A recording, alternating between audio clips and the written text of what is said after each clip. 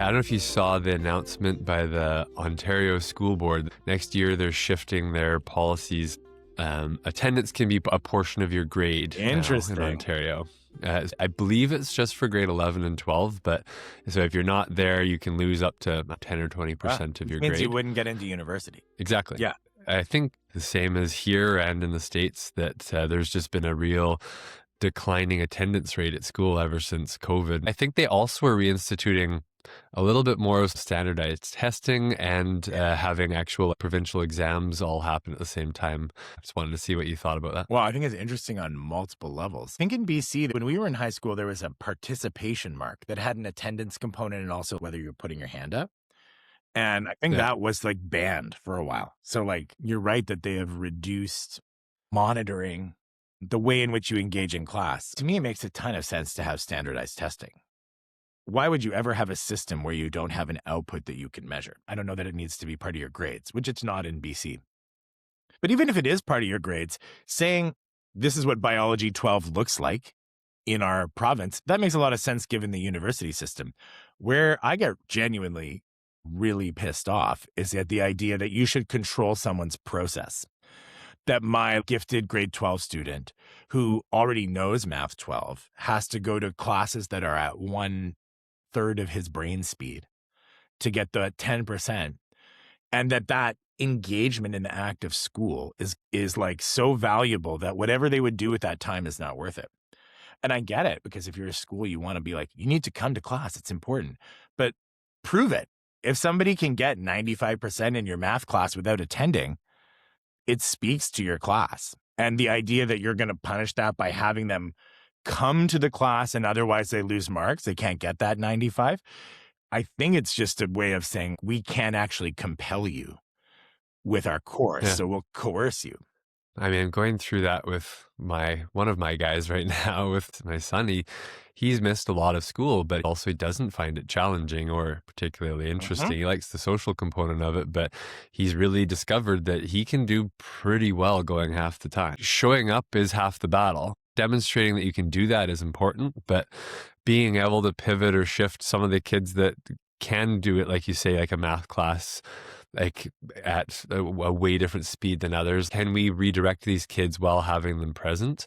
Because I can see the motivation for grade 11 and 12 kids if you say, okay, we're going to take away 10 or 20% of your mark if you don't come, but that's not going to really boost morale in any way or make them want to go more. No. Yeah. And honestly, I'm going to say this extremely arrogant thing. When I used to teach group classes to very resistant kids, their attendance was close to 100%. Kids will come if relationship is there. They will work for teachers they value. They do show up when the hour is giving them something they actually want.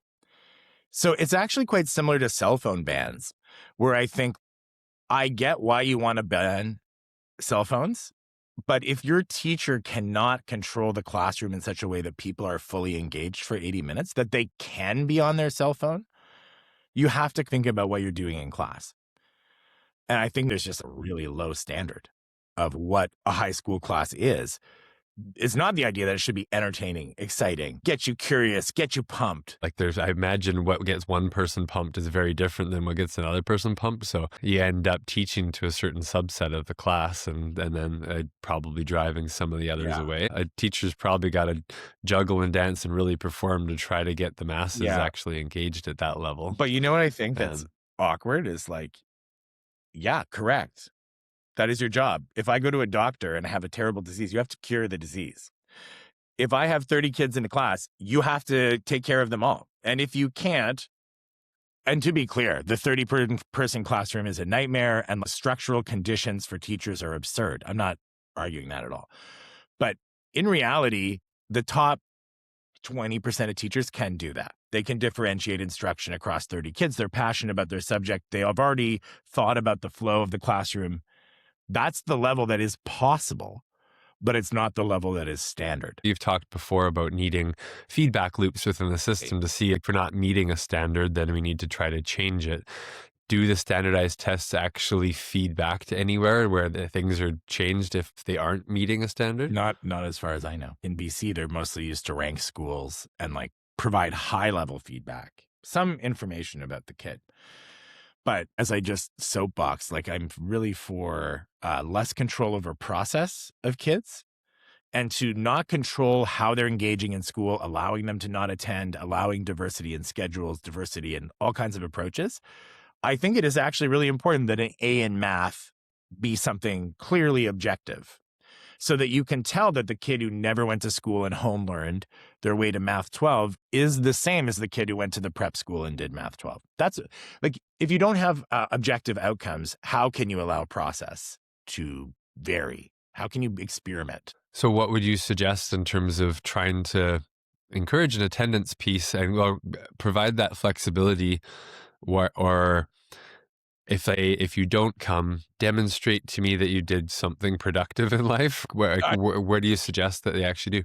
So what I really think is that the special ed teachers need to be set up to help those. Like, I have this kid right now who takes a day off every week. Every week he misses a day of school. But the same student did not attend another school and just did not go when it was required that he attend. And when every day that he didn't attend, it was a phone call home and a big deal. Accommodating him means he's doing well in grade 11 now. Like, he's able to self-regulate. So I think the idea that all self-regulation needs to be monitored and approved by the gods, whoever that is, your mom or your counselor, it's a childish attitude that we need to be supervised in how we choose to do things. I'm for the schools providing support, but in terms of you have to prove X or Y to me, the thing you should have to prove is that you can do the work at the criteria. So, I mean, what should it be is the grade 12 home learner has no tools besides their calculator and is in a room with a test, or maybe they have test problems, some valid assessment, and they show that they've met the grade level. And flip side, if you didn't do that, you should not get the grade. Right now, if you don't meet grade level, you're going to pass still. How do you see that differing between a grade 8 or 9 kid and a grade 11 and 12 kid? Because the grades in grade 8 and 9 don't really matter in the end. Like, they just don't. And the kids see that too. And the maturity level of a grade 11 or 12 kid to maybe engage on self-learning stuff is a lot different than a grade 8 and 9 kid.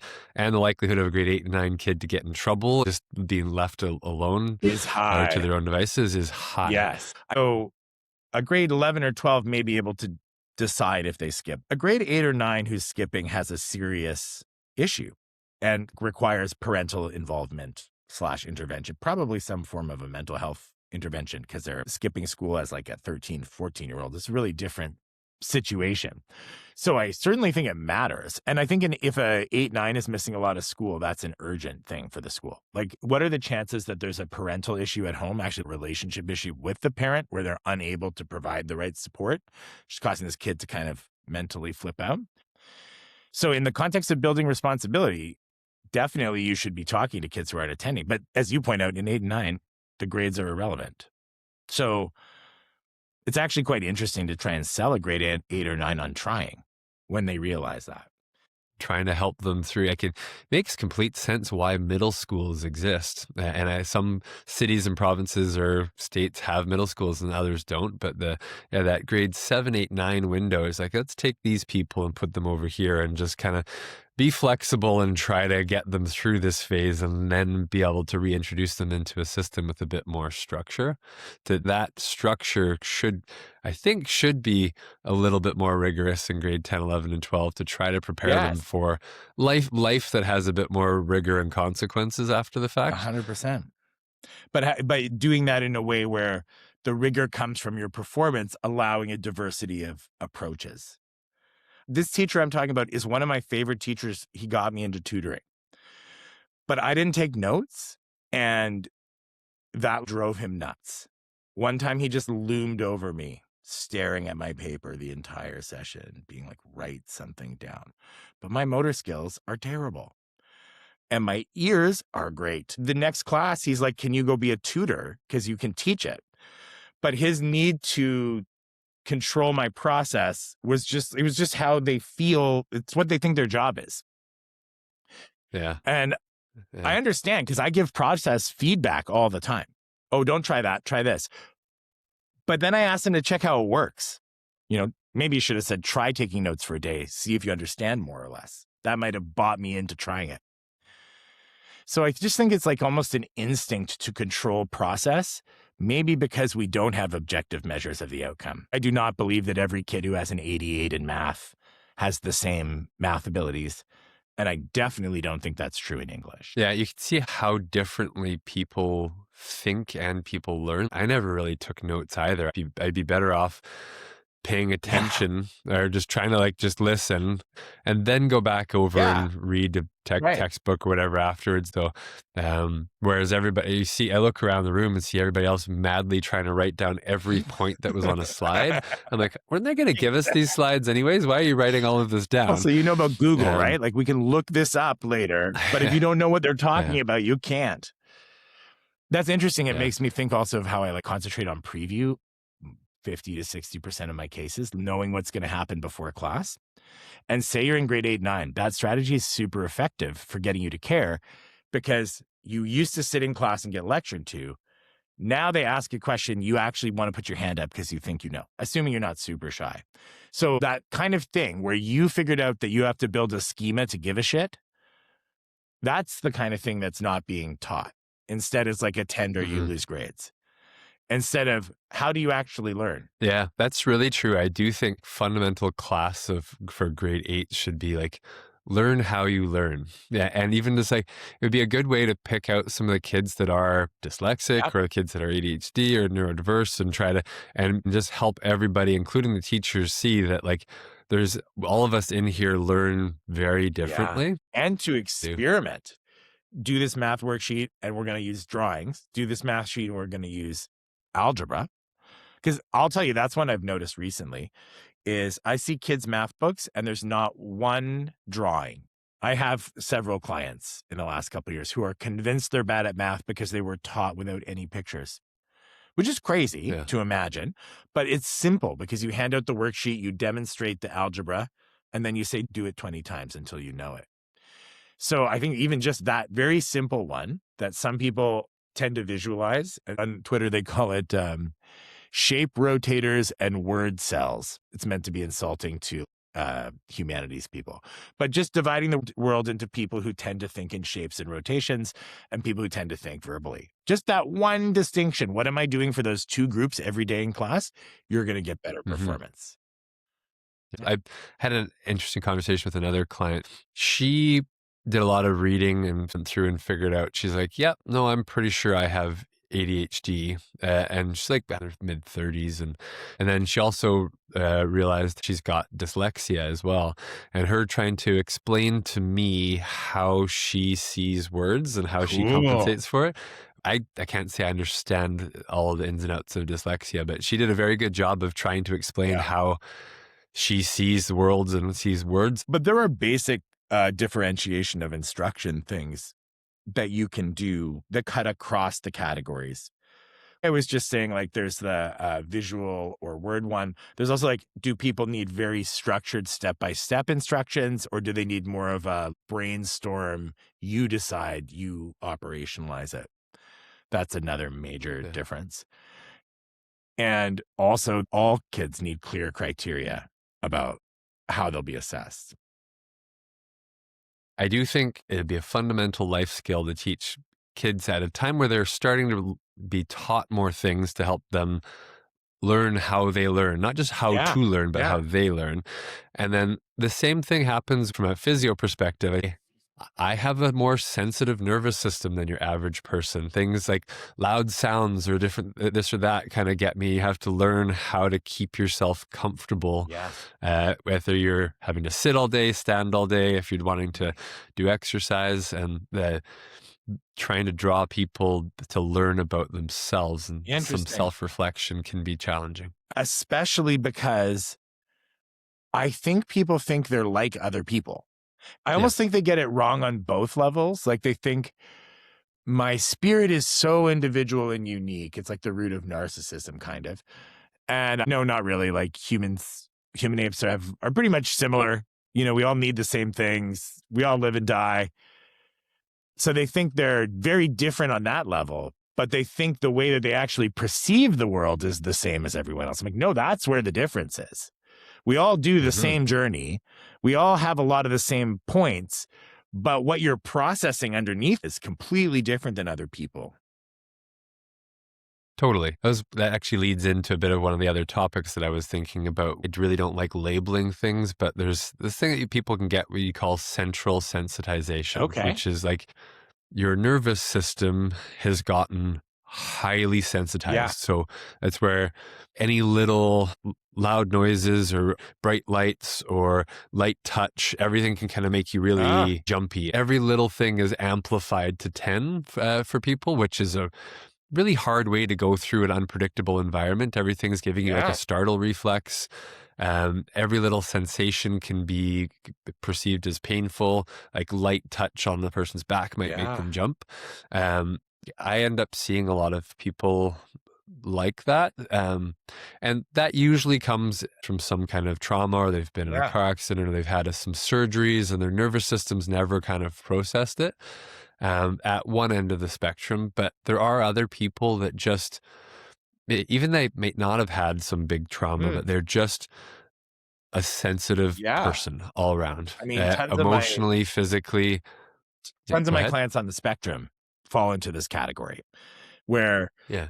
a lot of what we think of as their autism is actually just needing to limit the stimulation and limit the surprises because they can derail them for a day. Yeah.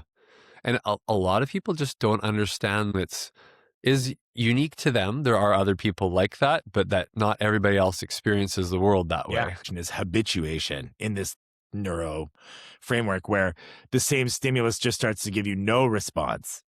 So instead of being Mhm. sensitized, it's like, something bad happens and you just play dead, kind of disassociative Yeah. almost. Yeah, trying to help draw people back to the middle a Yeah. little bit more, and or just appreciate that this is going to be harder for you, so you're going to have to learn the tricks to how to get through this or accommodate that. Yeah.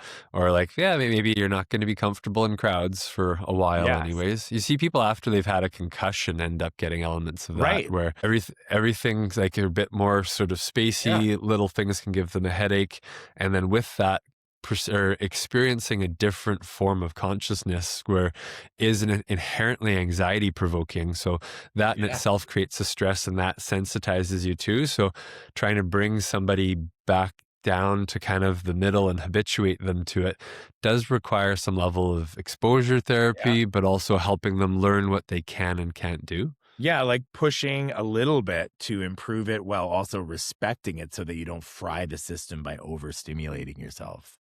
There's a balance. It's where some people will understand that, okay, I've had a concussion, it hit my head, and that's why. And then the people is that's their baseline. They're a sensitive person. And so you have to learn to build different levels of resilience and learn that you are going to actively have to learn to habituate to this. Yeah.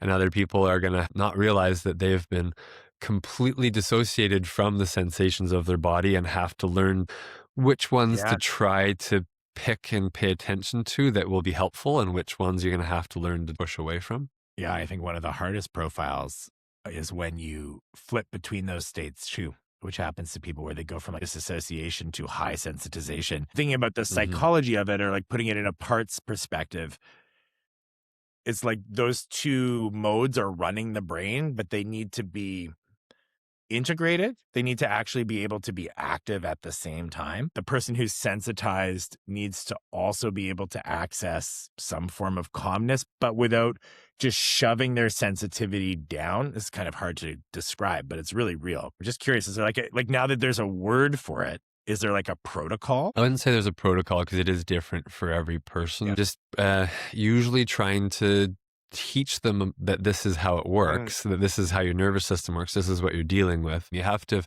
get to know them a bit and find your way in of yeah. whether it's a very light kind of touch to them, get them doing some breathing things, get them doing some movement kind of stuff, try to give them a physical challenge and see that the world didn't Yeah. fall apart, Yeah.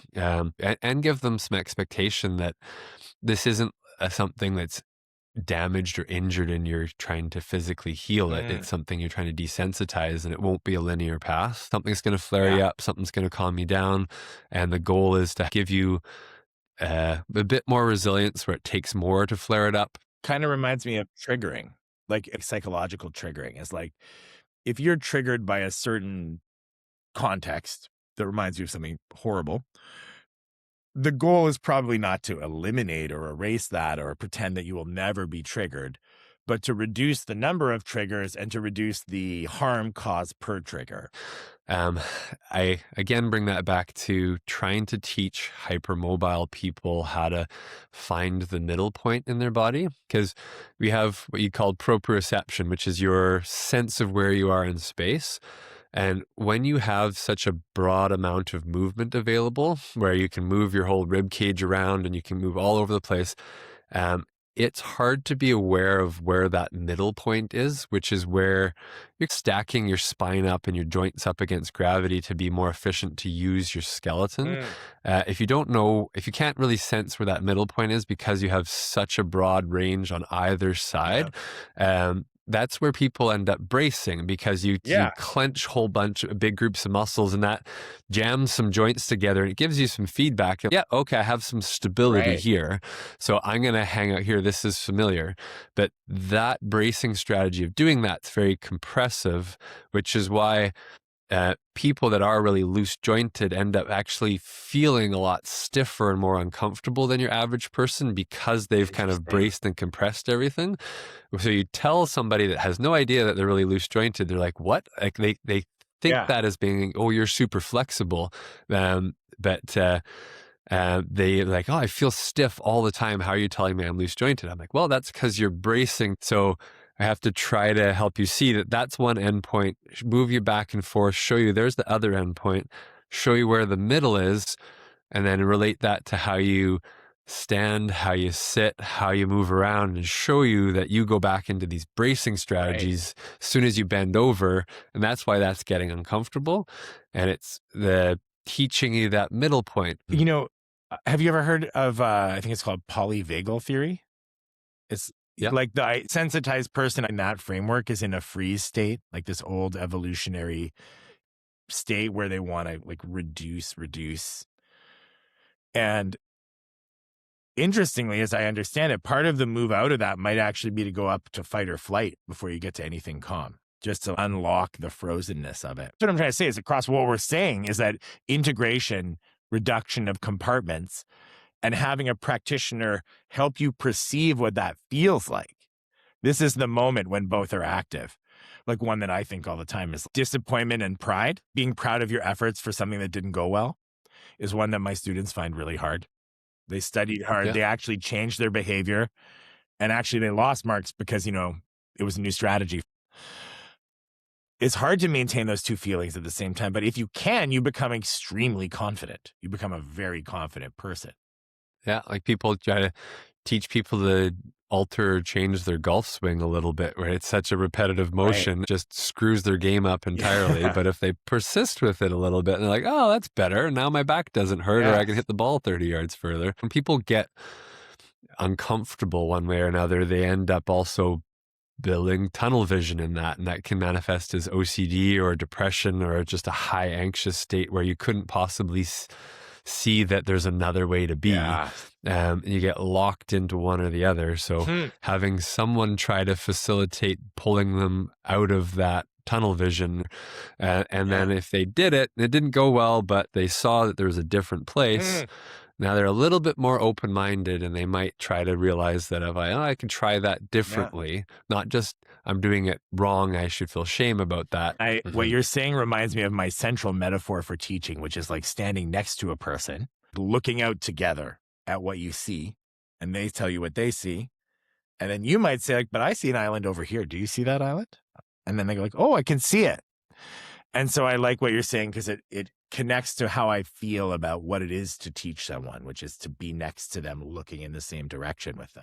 Yeah, sometimes you have to physically like take their hand or put your hands on them and be like, nope, look, turn your head that way. There's an island over there. Yeah, my version of that is I have the pen pointing at this place on the page, and they don't want to look at this, want to look at the answer. And I'm like, no, look at this line, read this line. What does it say? Then they read it and they go, oh.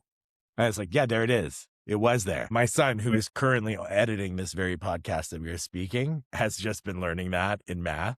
He's gone from, Dad, tell me the answer, to allowing me to torture him by saying, like, just look at the page. What could you do with what's on the page? And the first couple of times he was just like, basically, can you just shut up?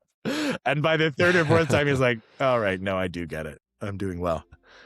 That's like my son, who's quite good at math, but has a bit of some processing issues. If it's a written question, but I'm like, nope, like just pick out some information and draw some of it on there. Like read it a few times, turn it into your language, and like you are good at this.